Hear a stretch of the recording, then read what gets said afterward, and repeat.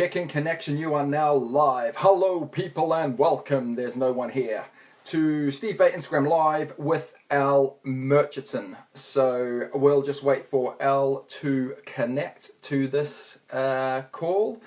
A few people starting to jump on, which is fantastic. Ooh, drag to zero. Drag to zero sent you a... Is that Al? Is Al drag to zero? How you doing, folks? You all okay? Al's never done this before. Oh, here he is. He's just jumped in. Oh, crikey. Got some players joining tonight. Woo-wee. Hope you've all had a fantastic day. Let's have a look. Here we go. Let's see if we can get on here. Hopefully we won't have a Johnny G moment. We just see my face and his voice. Hey. Go. Excellent. It works. Happy Sorry, days. I was on the wrong Instagram thing, so I was doing something daft. So cool. That's okay, mate. That's okay. How are you doing, buddy? You all right? Yeah, all right. Not bad. Not bad. Rest day Yeah. today, so yeah, easy day. Just getting some sunshine miles in, really. So all good. Excellent. And you were down south. Was it roasting down there? Because it's been hot in Yorkshire today. So Yeah, it's like 28, and I think we got the same tomorrow. It's a different world down here, Steve. It's like I think since the lockdown we've had one day of like proper rain, and the rest of the time it's been sound. So yeah, it's good. It's been amazing, hasn't it? Different world down here. Happy days. So for those of you who don't know who Al is, Michelin star chef turned athlete chef, worked with some of the best and greatest athletes on the planet. Welcome along to a Wednesday Night Live, fella. Oh, it's good. It's first time doing this sort of stuff, so yeah. Are you nervous? I'm nervous. I'm just worried because I know what you're like and I know what I'm like, and I just don't want us to get off on a tangent and upset loads of people. No, tangents are great. Tangents are great. We love a tangent. That's fantastic. So, mate, let's go back to the beginning.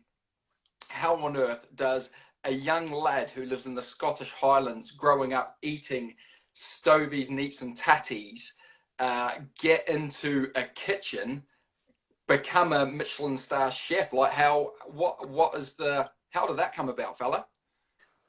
A bit of a tearaway in school. Didn't really know what I wanted to do, so I started off basically washing up. And if you go back sort of 30 years ago, you probably didn't have this in New Zealand, but they had a scheme called YTS, Youth Training Scheme, or as it was affectionately known, Young, Thick and Stupid. So back then, if you weren't an academic, they didn't know what to do with you. So they basically had a responsibility to put you into work. So what we ended up doing was you either went into the building trade or you went into hospitality. So YTS, you got 28 quid a week to work 40 hours. So I started work as a chef on a YTS scheme.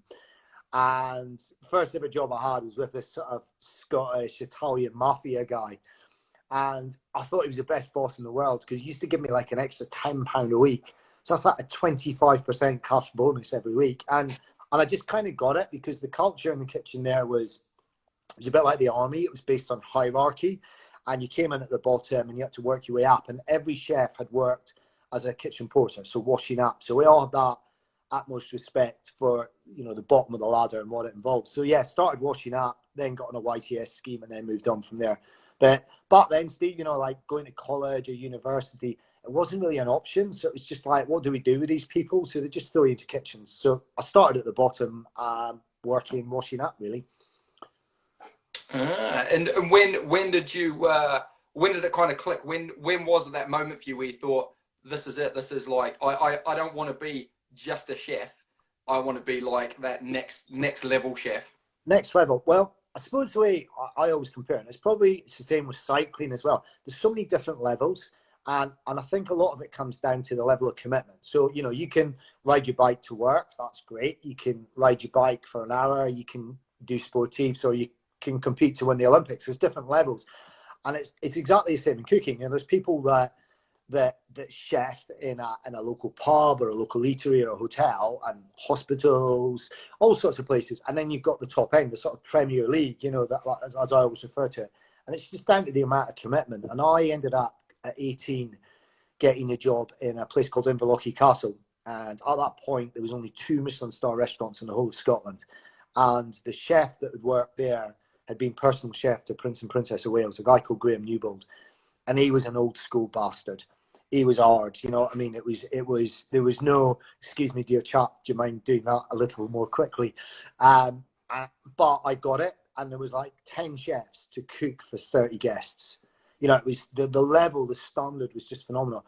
But we were working 80 hours a week, you know, and it was nuts. You know, it was like 16 hours a day. But I got it, and I saw the difference between compromise and something being okay and the level of investment. So it was 18, but it was down to one chef. It was a guy, Graham, and he was really good. Like, we were using stuff like Valrhona chocolate, and we were using turbot, we were using langoustines, and there was loads of stuff that I'd never even seen before, because I'd worked in small family restaurants, and then all of a sudden you had all this luxury ingredients.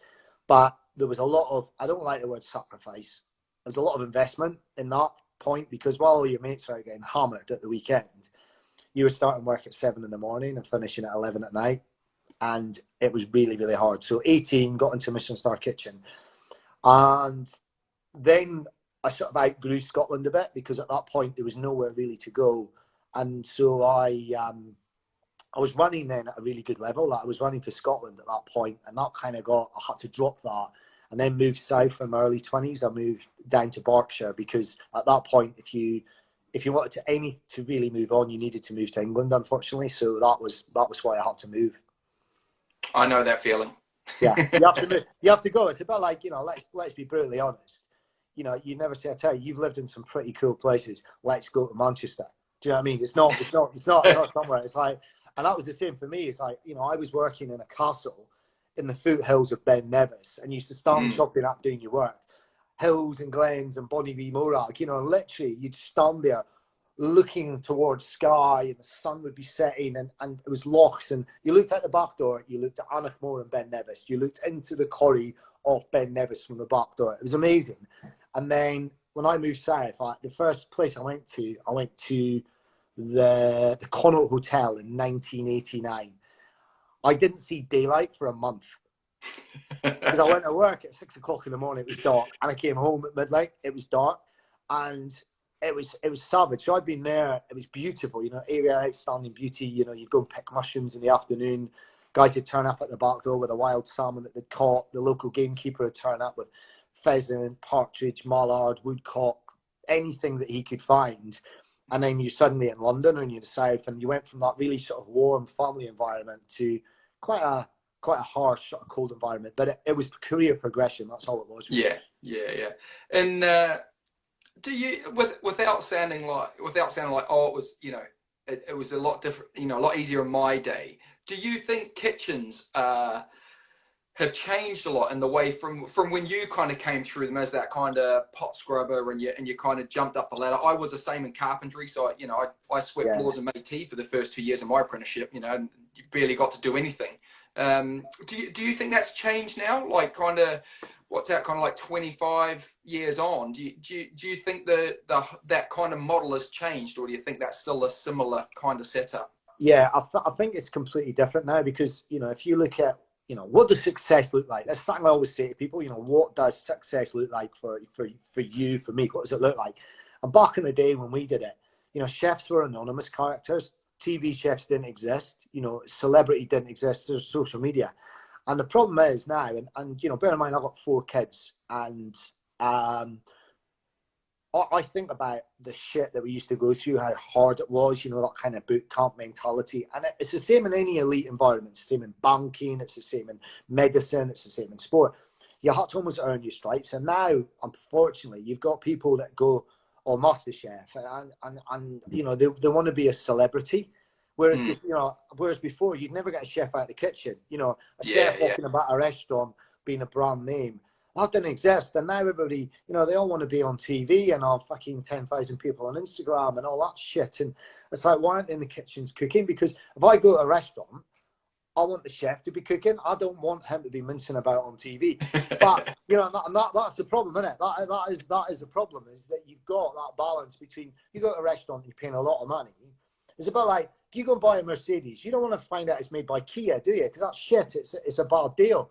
You know what I mean? Absolutely. Yeah, It's yeah. exactly the same thing. Is that at that level, the top level, it's a premium product and it's a premium service. So I think it's been belittled a bit. Now it's good and bad because, you know, being a chef now is seen as an honourable profession. It's seen as being quite credible. It's quite cool. It's quite funky, as opposed to when I was doing it, it was just something you did with people who were social misfits. Really, you know, most chefs, if you go back 20 years ago, I would say that they were, you know, socially retarded because they were like locked up in a white box for 16 hours a day, just swearing at each other. You know, that's all you did was, you know, and it was really weird. Whereas now, you know, unless you're on Instagram, unless you've got social media, unless you're on TV, people don't know of you. And that's quite sad because there's some amazing craftsmen and women out there that people never hear of. The reason they don't hear of them is because they're cooking in their own bloody kitchen and they're doing the job.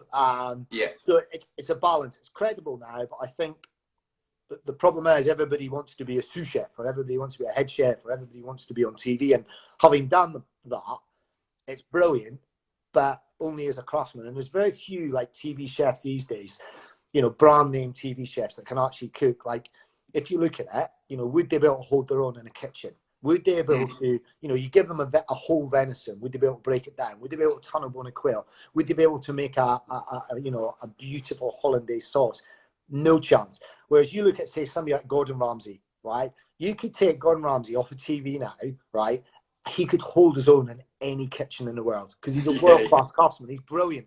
And that's what people forget is they see this shiny man on TV. That's a guy who did time in the best kitchens in the world. Michel Roux Jr., you know, people see him on Master. He's great. He's a brilliant chef. Marcus Waring, he's a brilliant chef. But those are small because the difference between celebrities and the difference between people who are actually really good cooks are very, you know, very, very small. And you see it the same in sport, won't you?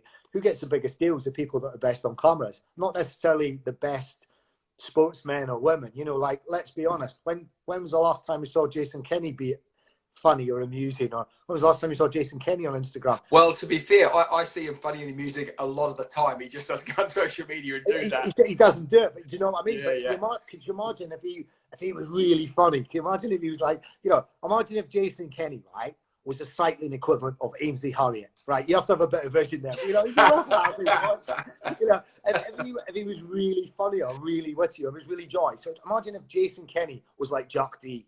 You know, he had that dry, witty humour, or really black. He's just world class when he wants to be. That's what he wants to be. I think if he cared about social media, I think he'd be brilliant on it. But he's just not. I mean, how many things have you seen phase Jason? Nothing. It was brilliant. We had a funny little story at the where were we? It was a World Cup in Glasgow, and they'd qualified. The men had qualified in the sprint finals, and this is legend, Jason. So everybody was a track. I think it was a Friday night. So the only people that were at the hotel were myself and Vicky, because everybody was down the track. And the men had done really well in the sprint, the team sprint. They were going like a train, and they were close to the Dutch. And then the final came up, and Jason wasn't there. And I thought, what had gone on? And then he turned up at the hotel, and he was wanting soup. So he sat there having a bowl of soup. And I said, look, mate, doesn't that really piss you off? I said, you're in the final against the Dutch. You know what I get? He goes, nah, tell me about the soup. And it was cracking, and it was just like, he you know, he says, it's not the Olympics, is it? It's just a World Cup final in Glasgow, the last one before the Olympics.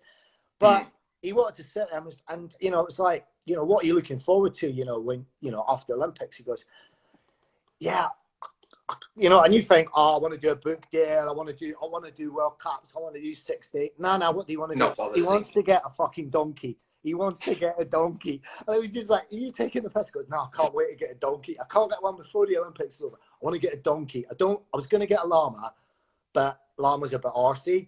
And he said, I want a donkey. I was like, that was it. So he wanted to learn how to make soup and get a donkey. And I was saying, I think there's cauliflower as well. He wanted to learn how to do dishes with cauliflower because Laura doesn't like cauliflower. It's just shit like that. Now, that would be so funny if you could capture that. Jason, what's your aim? You can imagine him being interviewed on BBC Sport. Now, Jason, tell me, what's next for you? Is it a book deal? Is it TV? Going on, I'm a celebrity. He goes, nah, I want to get a fucking donkey. It would be brilliant. We have to go there. So Yeah, So, yeah. so that's the difference, and it's a bit off on a tangent. It's the same with chefing. Is that there's a lot of very good entertainers on TV that make chefing cool and entertaining and educational, but they wouldn't be able to hold their own in a kitchen. So it's that balance really. So I think it's different now. It's exactly the same with sport, because you need to be commercial, you need to have a social media presence, you need to be a brand as opposed to being a craftsman. And I think in some respects that belittles it a little bit. And I think, again, almost having a social media presence will come, or be marketable will come before being a world-class craftsman or craftswoman in the kitchen, which it is what it is. It's the world we live in. But the food's cool, and people think about it and talk about it. So that can only be a good thing. Yeah, absolutely. So when did it kind of change for you to go from leaving behind the kitchen things and starting to, starting in this world of working with athletes and kind of, really going all in with the whole nutrition side of things and prepping for athletes? When did you decide that was kind of going to be a viable option for you? It's a really, really good point. Do you know what? It came from failure, Steve. Because I had one restaurant. I had one restaurant that was doing really, really well, and then being greedy, thought, well, I'll have another. And then thought, well, because what would happen in a restaurant is you would get, you'd do really, really well, and then you'd have some brilliant people with you, and they'd leave because they kind of outgrew the business. So I thought, well, let's get a load of these restaurants, let's churn it out. So I had a vision of having sort of 10 Michelin star restaurants, and so we thought we'd grow the business and grow the brand. And it proved to be a lot harder than I thought. So a very, very long story short was having one Michelin star wasn't enough. So let's have a couple in different locations and try and sort of make a business, a financially viable business. And it failed. The business, it wasn't a scalable business, and it was really difficult. It would be like you trying to have Olympic gold medals in 4 sports. It's almost impossible to do because you need to cut a different skill set. So basically, what would work in Berkshire wouldn't work in Shropshire, and what would work in Shropshire wouldn't work in Bedfordshire, or what would work in the coast. It's really difficult, very different markets. So you could have the same product with the same mentality and the level of investment, and it wouldn't work. So it all went tits up, and my business went bust, and then I was made personally bankrupt and everything else. So at that point, you learn quite a lot about yourself. First and foremost, you find out who your fucking friends are quite quickly. And then secondly, you find out what's important. And having worked for myself for such a long time, you become unemployable. And I've got a great belief that the very best people are unemployable. Like when you work for yourself, you've got that self-belief, and you think you can do anything, and you trust your own judgment and your own vision. So I was unemployable, and I looked at a couple of jobs. I was offered a couple of real big jobs, like proper money and stuff like that, like good 6-figure jobs. And I remember sitting in one meeting. It was a second or third interview down in Bath, and it was working for a really good company looking after multiple properties. And I remember looking around this table, and they were offering me a lot of money, like it was big bucks for a chef. It was big bucks. And I thought, I wouldn't employ you. I wouldn't employ you. I wouldn't employ you. I wouldn't employ you. I couldn't fucking do it. I couldn't bring myself for all the money in the world to be a fucking yes man. I couldn't do it. I'd rather sit at home in my pants and not put the heat on than just go to work and be a yes man. So I thought, well, what do I do next? And I didn't want to go down the route of getting a pub and painting it grey and doing gastropub stuff, because that wasn't me. I like eating that food, but I didn't want to do it. So I thought, well, what do I do next? And one night I thought, I tell you what, I was online, and so I found this domain name called Performance Chef. I thought, fuck it, I'll buy it. So I bought Performance Chef for like 15 quid. I thought, right, let's see if there's a market to kind of take that link between food and the science of it. So, what does, the practical appliance of what do sport nutrition do? So does an athlete know or need to know what 1.2 grams of protein per kilo of body weight looks like? No, they probably want to eat chicken and rice and want to eat it really quickly, but how do we elevate it? Because I had 30 years worth of food knowledge. I was an ex-international runner. I was quite competitive in duathlon. I was a decent cyclist. I had the knowledge, and I also had access to the people as well. So I thought, well, let's do this. And so now, 2015, I was talking with a triathlete who was pretty decent, a woman called Gwen Jorgensen, who up until the Olympics in Rio, had the longest winning streak in triathlon history. So I started doing a little bit of work with her and her husband in August 2015, and she had a great attitude towards it. She literally left no stone unturned. She made herself really uncomfortable. You know, you live in Manchester. She moved to a place called Vitoria, which is in northern Spain, an absolute shithole of a place. It's like a proper ghetto in northern Spain. It was an absolute dump. But they have this amazing group, and I think 8 of them out of that group went to Olympics. They had a Chilean athlete called Barbara Riveros. There was a couple of Canadian, Amelie Kretz, Sarah Ambrol. There was some real cool Aussies there. It was a great group. And I started advising them, just giving them a bit of advice, took her husband shopping, and then looked at how they could, because they had a very reactive program. So most athletes would say, right, we do this on a Monday, this on a Tuesday, this on a Wednesday. That's what happens. Whereas they had a very reactive program because the coach was on site. So the coach would assess the athlete on a daily basis through sports massage therapy or physio. And then, so you go to bed at night and you didn't know what you were doing next day.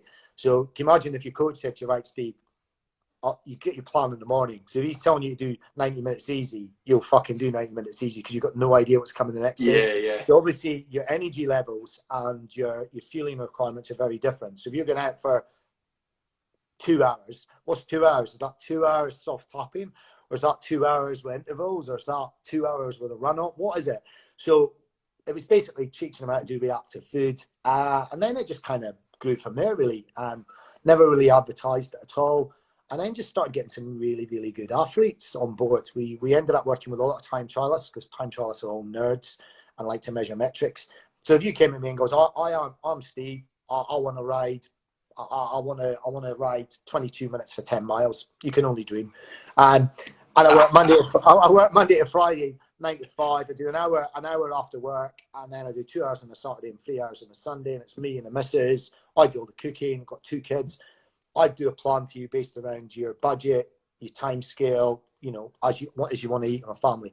And we've got everything from, you know, people, you know, we got world-class athletes right the way through to, I think, you know, my favorite athlete we worked with was a lady called Janet, 57. She retired and spent all her money on a time trial bike, and she wanted to break an hour for 25 miles at 57.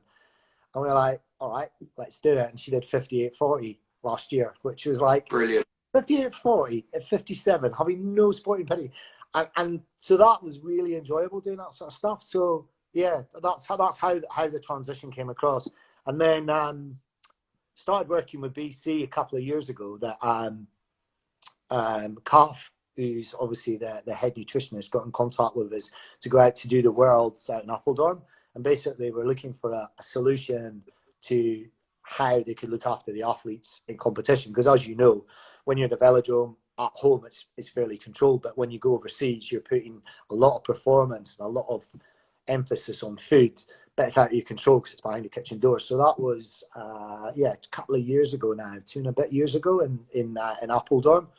And then just, kind of things developed from there, really. So, yeah, it was good. So you mentioned time trialing, and you're no slouch on a time trial bike, if I'm being very polite, which is rare. And you've worked with some of the best in the world. What you know, when I know when you're out cooking with these guys and you go and stay with them and things like that, and you know, often you're out training with them as well in cooking. What are some of the biggest lessons you've learned as a bike rider from these guys who are like top shelf? Top shelf. It's really good. You know, it's what is interesting between the top end of cooking and the top end of sport is the similarities is really, you know, similar. The people that you're working with, like you go into a Michelin star kitchen, it's full of personalities like Ed Clancy, your Charlie Tonfield, your haters of this world. You know, they're difficult, they're challenging characters. They've got something about them, and there's a fortitude and there's a vision there. You know. And there's also a single-mindedness now. Single-mindedness stroke selfishness. What's the difference? It's a very fine line. So the mentality of no compromise, of goal setting, of vision, of planning, of having a support network is no different. So delivering a world-class performance, whether that's a world-class performance on a plate or whether that's a world-class performance on a bike, is very, very similar. The right tools, the right mentality, the right people, the right kind of mindset. But I would say that the main thing is it's the planning and it's that consistency as well. So again, having been at races and at camps, everything's done for a reason.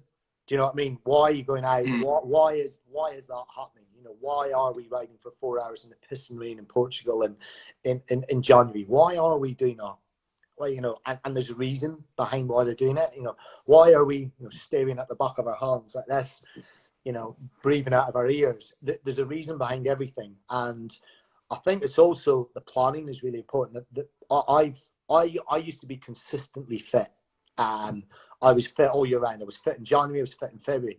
And it was Kev Stewart who said this to me, and Kev Stewart summed it up. Now, for those of you who don't know Kev Stewart, he's a head sprint coach now, and Kev Stewart, Mark Stewart's brother, and he's Scottish and he's quite direct. And he says to me, "There's nothing fucking worse than a consistent athlete." And I thought that was brilliant because he said you need those peaks and troughs. You need you need to be able to hit those highs. And I learned that because I used to turn up the races in January going really well. I was a king of fucking January. But then when it came to the nationals or bigger races, when it was fast, I was no better. And I think Kev did that because, you know, he goes, "Oh, how the guy's going?" And he's got expectations and everybody's working towards a greater goal. And I think it's kind of a blessing and a curse within BC because it's, you know, the Olympics and the big events. And for me as a rider, that's probably what I learned, is that it's okay to be unfit. It's all right to be deconditioned. It's okay to go into, I hate B races, but that B race mentality, because nobody likes getting beaten. You know what I mean? You hate it. Absolutely, yeah. There's nothing worse. Is it like,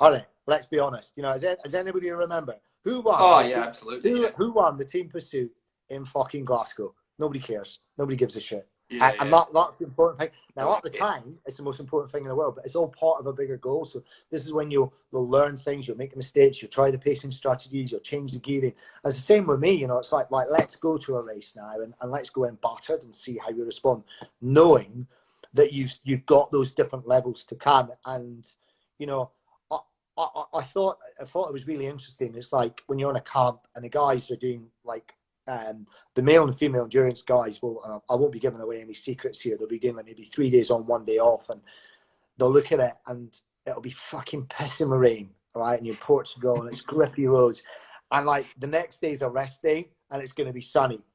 So do we sit at home on a PlayStation? Because tomorrow, let's just change it. But you're not going to get the training effect then, are you? Or do you go out for 4 hours in the pissing rain? You know what I mean? And that's where it comes. You're tired. You've got these big weeks. You know that you're going to have 4 hours in grippy roads and lumpy, and you're going to be cold and wet from 10 minutes out. Or do you just...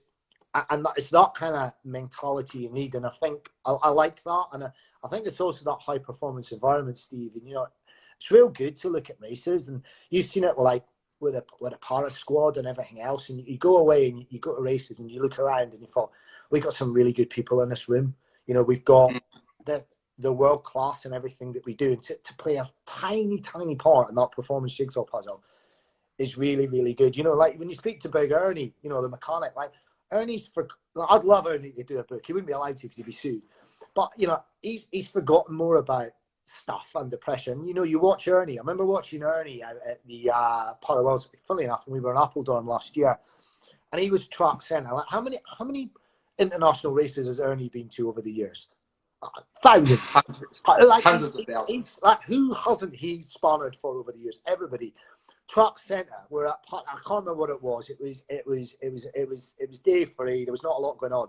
Ernie was watching everything of every race. He was stood in track centre watching. And no time was he on Instagram. You know, no time was he on his phone. There was no time he'd go on. He watched everything all the time. And Ernie's watched, you know, he's worked with Chris Hoy. He was Wiggins' mechanic for the hour record. You know, he's done the stories that Ernie can tell you, you know, good and bad, are legend. And you think, if you've got somebody of that calibre, you know, who's on the tools, that just kind of gives you confidence. So I like that thing. But I think the delivery I think the planning is the main thing. And yeah, Kev's thing is consistency.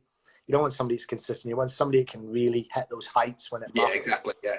And Yeah. you know, for me this year it was, I had a PB for a 10 I wanted to do, and I wanted to ride well at a national 10 because I'd never ridden well at a national. And that came about through planning and actually being able to race, you know, have B races and C races, and then just sort of, you know, really put all my eggs in one basket, which, you know what that's about as well, really. Yeah, absolutely. So, mate, I'll bring it up because I know you're a humble man and you won't. Oh yeah, I got a book. Yeah, I haven't mentioned that for a while. Yeah. So you've got a book, mate. You've gone and smashed out a book, which is an incredible read. If you haven't got a copy of that, go and get yourself one because it's absolutely incredible. The Cycling Chef: Recipes for Performance and Pleasure. You've got a second book coming out, mate. Tell us just a bit of a brief. What can we expect from that second book? Well, do you know what? We've learned a lot. It's a difficult second album because the first one went really well. You know, we've done well. It's been printed. It was published in Australia, US, UK. The Germans have taken it now, which is excellent, and so it's been published in Dutch as well. So that's kind of cool, you know, because it's good. So the second one, we're going to put a bit of an emphasis on weight management and you know, that side of it. We don't know quite what the words are going to be on that yet, how it's going to be worded. Because you know, I've got a couple of non-politically correct versions in my head, but it's basically going to show you almost operating a traffic light system that, you know, these are the foods you use for easy days, these are the foods you use on medium days, and these are the foods for hard days. Because at the end of the day, if you're doing an hour just going out like you were today, taking pictures for Instagram, sucking your gut in, you don't need 4,000. You don't need 4,000 calories worth of carbs to do Do I that. not? No, God, you don't. But then again, if you were going out to do, you know, 4 hours of madness, or you were going out doing big intervals, so it's just basically making sure food's aligned with it. So a little bit in weight management, a bit more of the same, accessible real recipes, but with an undertone of keeping an eye on timber. Happy days, happy days. And as it is Mental Health Awareness Week, Yeah. what influence do you think food has on your mental health? Crikey. That's a really, really good question, Stephen. I think it's hugely important because, you know, you'll see at the top end that some athletes use food as a reward and some use it as a punishment. And if you go particularly well, you know, some people have a big feed, or if you go particularly badly, they won't eat. And so I think it's hugely important. I am a huge believer in balance and moderation. I think there's no such thing as a bad diet. It's just a thing as a bad balance. Like we did that madness the other day, that World in a Day carry on. I had myself an extra large Domino's meat feast pizza, and that's what kept me going because I was just full of sugar. And I sat and I ate a Domino's on the sofa, and you know what? I really, really enjoyed it, and I got over myself quite quickly with that. And I hate the term clean eating. I think it's a bullshit term because it's implying food that's dirty, and dirty, you associate that with something that's bad. And I just think everything's good in moderation and balance. And I think if your thing's a glass of red wine or if there's things of chocolate, is don't be too hard on yourself, especially at the moment, because we're in really uncertain times, and this is an unusual situation that none of us have been in before. At the end of the day, we're all just messing about in Lycra, aren't we? That's all we're doing on the bike. And I think you've got to look at, if you've got the opportunity to train or exercise, however you refer to it, or if you've got the ability to get outside, having a little of what you like does you no harm at all. I think it's a great opportunity to learn new skills, because there's a lot of people are cooking and people are making sourdough and banana bread and all sorts of shit on the gram, which is really interesting. So I think there's an opportunity to learn new skills, because I think those crafts have gone, and because we're all stuck together, I think a lot of people are eating as families, which is really good. You know, let's sit around as a family, and I think it's a really great thing. So I think food can be a positive influence, but also in the wrong hands, it can be negative. And there's some great reading out there. There's a lot of dietitians overcomplicate stuff, but there's a great book being written by a well-respected dietitian called Renee McGregor called Orthorexia, and it's about the cult of clean eating. So I think if anybody's got any doubts or demons around food, read that book, because she is well-respected. She works with athletes of all levels, and it's just talking about, you know, there's anorexia, there's bulimia, about this cult of clean eating that people associate. Just if they can't, any diet that practices exclusion to the point of detriment to health can be a bad thing. So, you know, before bed every night, I have a cup of full fat milk and chocolate. That's what I like to have. Nice. It's nice to have, you know, if I fancy a dirty burger, I'll have a dirty burger. If I fancy a Domino's pizza, I'll have that. And I think as long as, all I try and do is realistically, and you hear this kind of numbers, man, like that, 80% of what I eat will be decent stuff and 20% will be shite. And how you determine shite, I don't know. But for me, stuff that's maybe, you know, not the best. You know, we got a sweetie drawer, which is what it is. But, you know, times like Easter and times like your birthday and Christmas and stuff, like, I think you got to get over yourself at times. Yeah, let it go, yeah. You know what I mean? Because if you live in this monk-like existence that you're just fucking having steamed chicken and kale, and I remember having this conversation, you know, you have these conversations on training camps, and, you know, you get out for 4 hours, and, you know, if there's no fat or there's no texture or no love in the food, you know, what you're going to do is you find an athlete an hour later having a Haribo and Pringles. You know, you're kidding yourself on. You're absolutely kidding yourself on. So I think it's balance, and it's just balance. So it's a good thing. This mental health thing around food is really important, though. I think it's an elephant in the room, and I think it's something that's not been talked about in sport an awful lot. And you know, you know, and I was talking with an athlete today, national champion, great girl.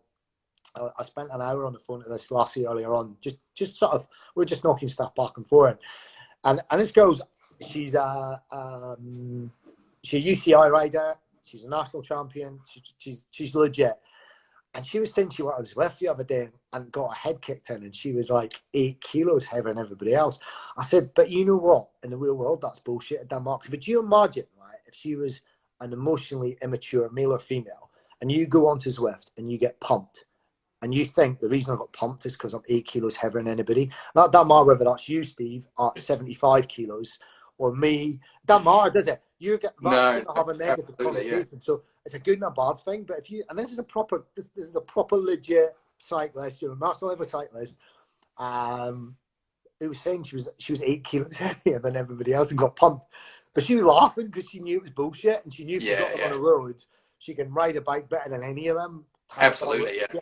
And that's the challenging thing with it, is weight, food, cycling it's a vicious circle. So yeah, food is really important, but don't take yourself too seriously with it. And I think balance and moderation is key. And just again, I think as well, if the problem we've got at the moment is social media can be a great thing. It can be a really powerful tool, but it can also be a really negative tool. And if you look at I saw a thing the other day. I was going to post it, but I didn't, because I don't put negative shit. But it was like a nutritionist in America, and there was this picture of this girl looking skeletal with the food that she ate in a day.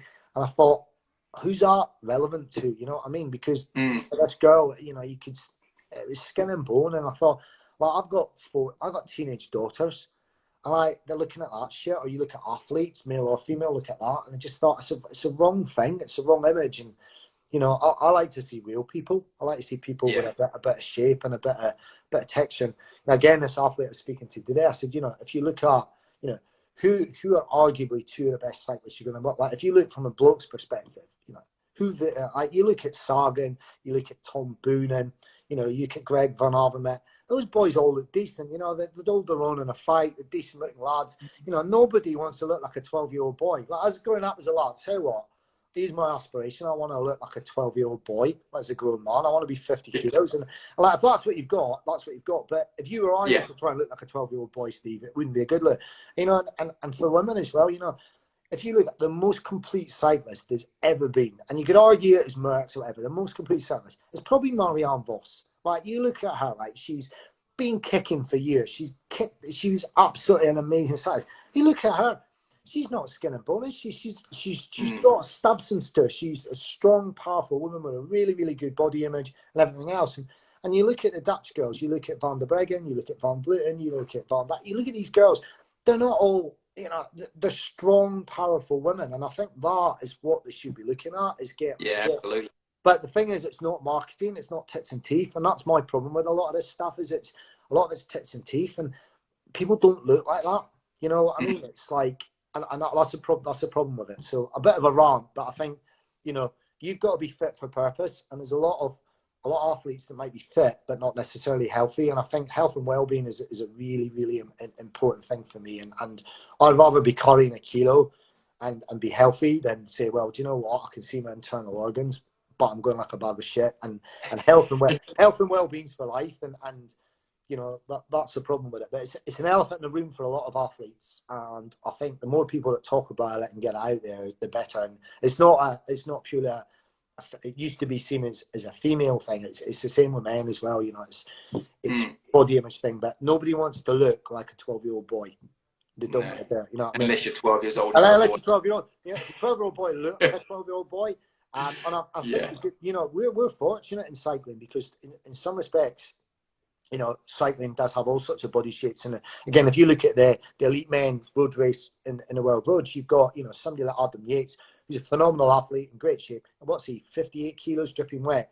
And then you've got Stannard, who's probably 85 kilos. You know, it's horses for courses, isn't it? They're just different animals. And again, you know, and I can talk about the weight because they're well documented. You know, I'm not weight shaming him or anything like that. I just think it's well documented. Adam, you know, he's sub 60 kilos and Ian's not. But I just think it's using your resources and also picking your races as well, Steve. You know, it's like weight on a flat time trial course makes jack shit a difference. Weight if you're going up a 40-minute climb is obviously going to have a huge impact on you. You know, so if you're a truck rider and you know you need to roll around, it's all about inertia and getting going. It's been strong, and I think you've got to pick your battles and also your body shapes. You know, if I was to try and look like a 12-year-old boy, I wouldn't go very well. I don't look like a 12-year-old boy when I was 12, so it doesn't really matter. Yeah, we've all been 12 once. Yeah. Mate, where can people find more out about you? Obviously you're on the gram. You're on here. What are your handles, mate? Give us a shout out. It's performanceshot.chef. I do more stuff on here, to be honest, Steve, because I find it's a really good medium. I put loads of shit up on story. I do recipes every couple of days. That stuff. It's not going to be in a book, just stuff, and that's all done live. Like, literally, I do the stuff up. I've got a mat in the kitchen. I shoot it in the kitchen. I put it straight out. So at the dinner tonight, I did that early. That was your bloody fault because we were chatting now. So basically, every couple of days, I'll do stuff that's real. When I got time, I put macros on stuff as well. So probably on the gram is the best place because that's the most active place for us at the moment. So yeah, chef on the gram.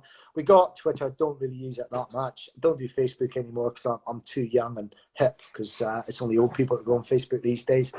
Yeah, so probably the gram's the best place. Yeah, that's it. Happy days, mate.